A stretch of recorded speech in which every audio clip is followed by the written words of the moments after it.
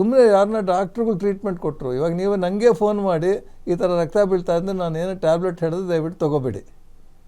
ಬಂದು ಪರೀಕ್ಷೆ ಮಾಡಿಸ್ಕೊಂಡು ಡಯಾಗ್ನೋಸ್ ಆಗಿ ಕ್ಯಾನ್ಸರ್ ಇಲ್ಲ ಅಂತ ಇದಾದ ಮೇಲೆ ನೀವು ಟ್ರೀಟ್ಮೆಂಟ್ ತೊಗೊಳ್ಳಿ. ಸೊ ಅದು ಎಲ್ಲ ಕಡೆನೂ ಅದನ್ನೇ ಹೇಳ್ತಾ ಇರೋದು, ಡಯಾಗ್ನೋಸಿಸ್ ಅಂದರೆ ಕಾಯಿಲೆ ಏನು ಅನ್ನೋದು. ಯಾಕಂದರೆ ಈ ಥರ ಕಾಯಿಲೆಗಳನ್ನ ನಾವು ಅರ್ಲಿಯಾಗಿ ಕಂಡುಹಿಡಬೇಕು. ಪೈಲ್ ಸ್ವಲ್ಪ ಲೇಟಾಗಿ ಬಂದರೂ ನಾನು ಸ್ವಲ್ಪ ಆಪ್ರೇಷನ್ ದೊಡ್ಡದಾದ್ರೂ ಪರವಾಗಿಲ್ಲ, ಕ್ಲಿಯರ್ ಮಾಡ್ಬೋದು. ಅದೇನು ಪ್ರಾಣಾಪಾಯ ಅಂತ ಪರಿಸ್ಥಿತಿ ಇರೋಲ್ಲ. ಕ್ಯಾನ್ಸರ್ ಆ ಥರ ಅಲ್ಲ. ಅದಕ್ಕೆ ಅದು ಪರೀಕ್ಷೆ ಆಗಲೇಬೇಕು.